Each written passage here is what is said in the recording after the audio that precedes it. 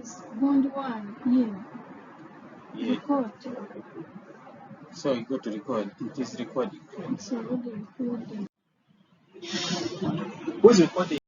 He's doing a part the soccer. Who's next? Up where?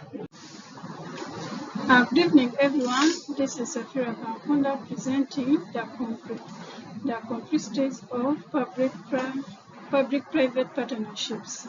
After reviewing the articles, some of the key phrases ought to be defined. Public-private partnerships is a mechanism or arrangement for the government to procure and implement public infrastructures or services using resources and expertise of the private sector.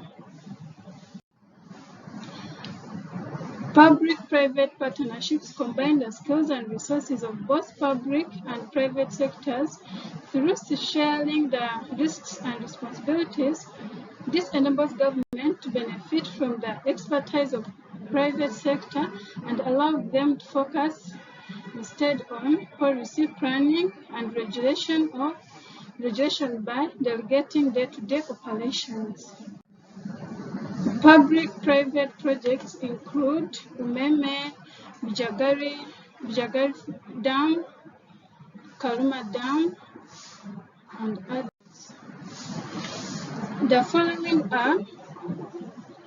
following are complexities associated with the procurement of the projects and programs being discussed in the article.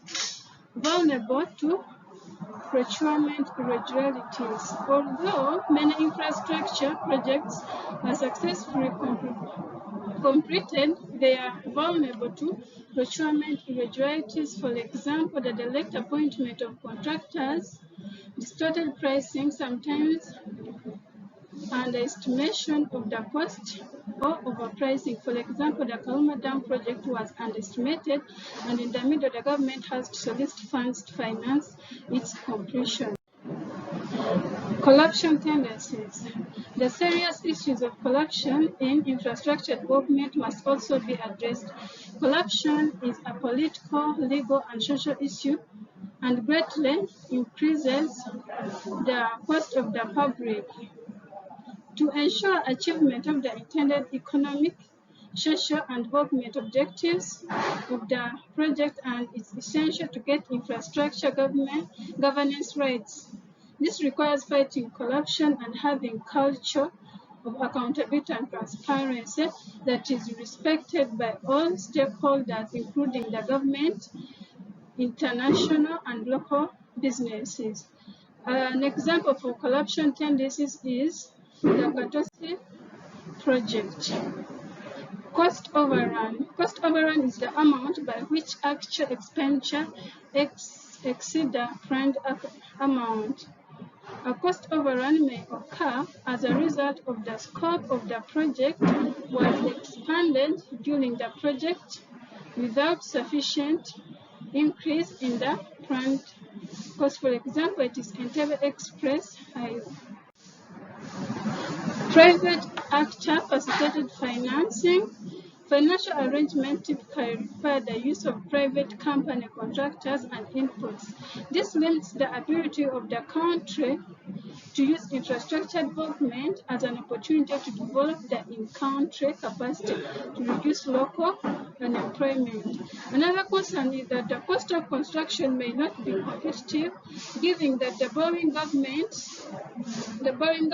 are often more worried about the ability to access finance rather than about the project specification or the total cost of the project. Sector.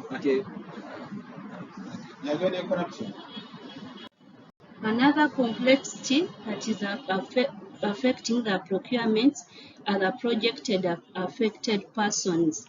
These persons are in most cases reallocated. They are supposed to be compensated, and this is a cost to the project.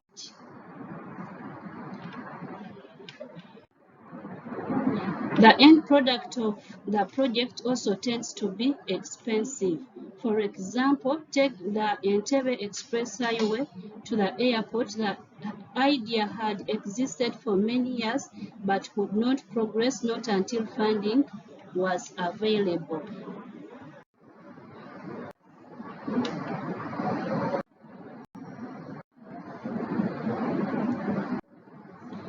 Unavailability of skills. There are a lot of skills that are required in these procurements and that are not locally available. Taking the example of the Karma hydroelectric power dam, a 600 megawatt dam financed by the China Exim Bank, being constructed by Sino Hydro and expected to come online in 2021.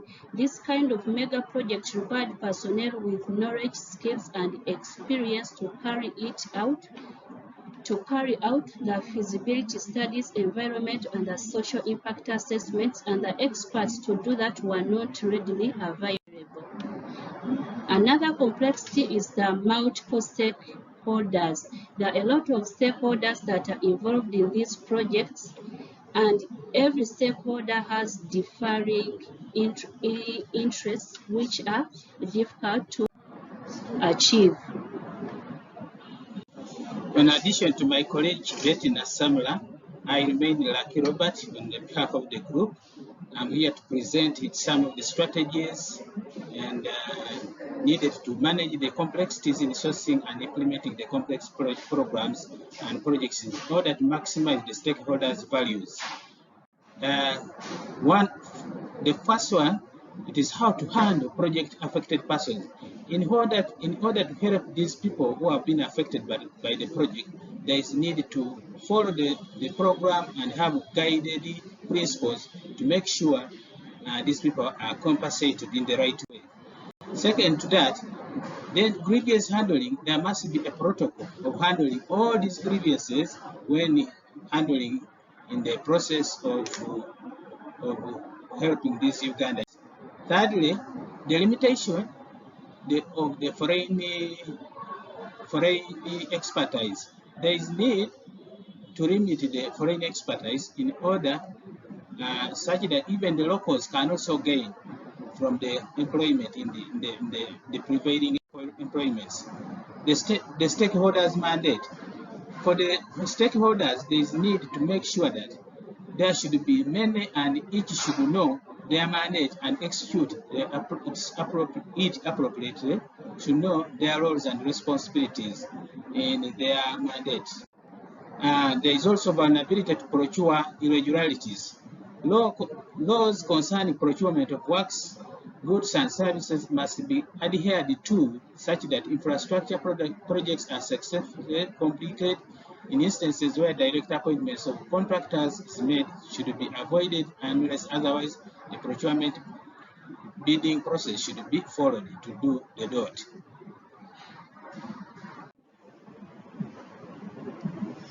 My name is Leo Lugoda. In addition to what my colleague Robert has said, in handling project complexities under PPS, there is need to also do the post appraisal assessment and evaluation of projects. This process should be done systematically well on all completed projects in the country to avoid biases in the way evidence is collected and considered.